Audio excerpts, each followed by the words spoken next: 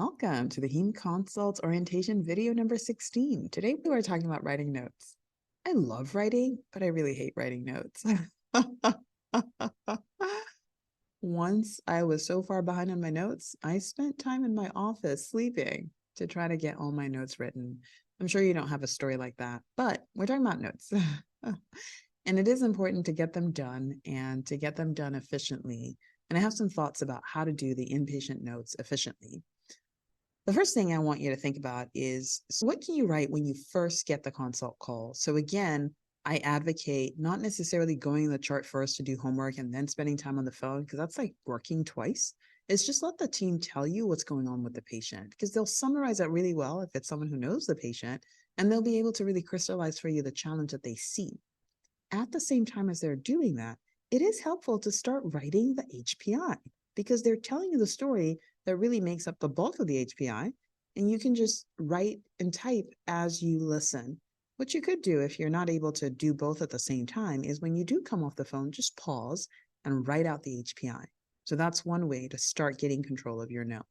The next thing you do is also template your initial assessment and your initial thoughts. Remember, for every cytopenia, you have a plan. It's anemia, you know you're going to get the blood film, and you know you're going to ask them for the reticulocyte index. You have an initial set of thoughts that you should write down in the assessment and plan. And that's a good time to say, okay, there are going to be 4 points we're going to address. We're going to address anemia, we're going to address leukocytosis, and we're going to address thrombocytopenia. And you have all those bullet points written, your initial, I've asked them to check B12 and folate, and iron studies are pending. Write those initial thoughts. And then whatever templates they have, make sure you're using them. But recognize that the most important piece of your note is going to be your assessment and plan. Don't waste too much time doctoring the rest of the note. You want to really, really focus on the assessment and plan, and definitely your exam. Okay, so you've seen the patient. Now, if you finalize all the sections of the note, so the CT report, the X-ray report, you put them all in. And the piece that you want to really leave, I recommend, is the assessment and plan. You can template an initial assessment and plan if you have time to do it, but it's helpful actually to wait until you talk with the attending so that you have a finalized assessment and plan the first time, rather than going through and deleting, and then it looks like a hodgepodge of recommendations because you deleted some, you added some. And one of the things that happens as we're writing notes throughout the day is we spend so much time writing notes because we keep getting interrupted. And so it is helpful to say, okay, I'm about to write this note. I know that if I have to task switch, it'll take me longer than it should. So you're going to set a 15-minute timer. You're not going to respond to pages. You're not going to pick up the phone in that 15 minutes. I'm just going to just blaze through and finish this note. And you'll be distracted. Someone will invariably page you. There'll be an epic MyChart messaging saying, pick me now. But you're not first call. There are very few reasons why you have to pick up the pager right this moment.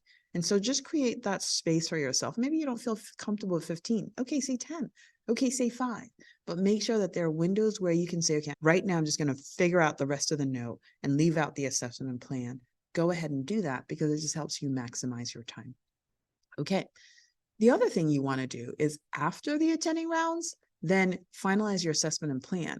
And remember, I told you that what's really important is your thinking rather than your lists of what to do. The lists of what to do are important because teams still, they're like, well, we like how you're thinking, and what do we do? And so writing out the list of things to do is critical. And you want to share with them your thinking as well so that they can reproduce your thoughts over time. And they don't have to call you every time they think there's iron deficiency anemia because they know exactly what to do. So you do want to share your thoughts. And that leads me to number 5. Dictate your note the best that you can. So if you have dictation software, please use it. It is so much faster to dictate than to type things up. No matter how fast a typer you are, dictation is pretty fast.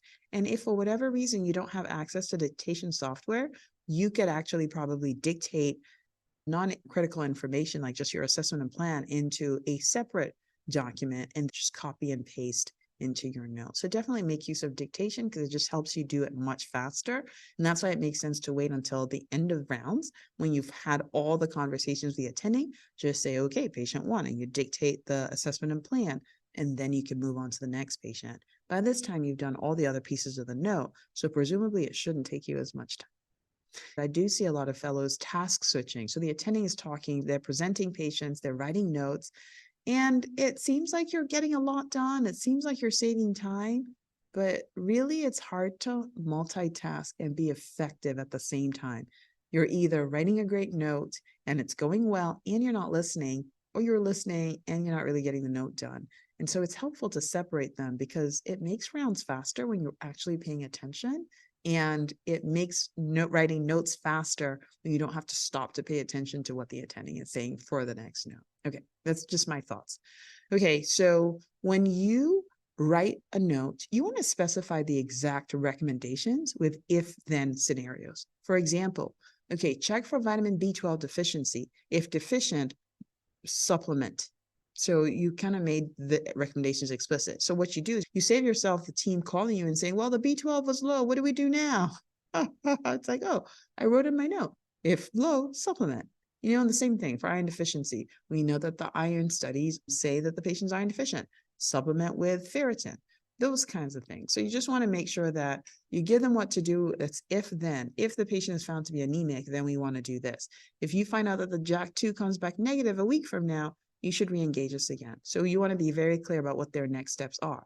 For example, if you're making a recommendation about anticoagulation, you do want to lay out the steps for, okay, if we're starting today at just prophylaxis, after 24 to 48 hours, you can escalate to 40 milligrams of enoxaparin twice daily, then go to 70 milligrams. So you want to just have a plan laid out for the team. That doesn't mean the plan won't change, but it does save them from calling you every day saying, what's the plan now? What's the plan now? How's it changing? How's it changing? And that can be distracting to you as well. Okay. Finally, and I've talked about this already, create space for your notes so that you're not task switching. It's hard. It's a busy day. There's so much going on. It's hard. And sometimes you just want to finish the whole day and then face the notes like, okay, now I'm ready. Be strategic about it. Figure out what works best for you. But really, my primary recommendation is think about how to avoid task switching because it actually slows you down. Imagine if you could get all your notes done at the end of attending rounds within 10 minutes of attending rounds. Wouldn't that be awesome? Like, you would be able to do so much good with the rest of your day. And so, yeah, writing notes is challenging, and just make sure you recognize as you're prioritizing your energy, the assessment and plan matters more than anything else. Okay, I'll see you in the next video.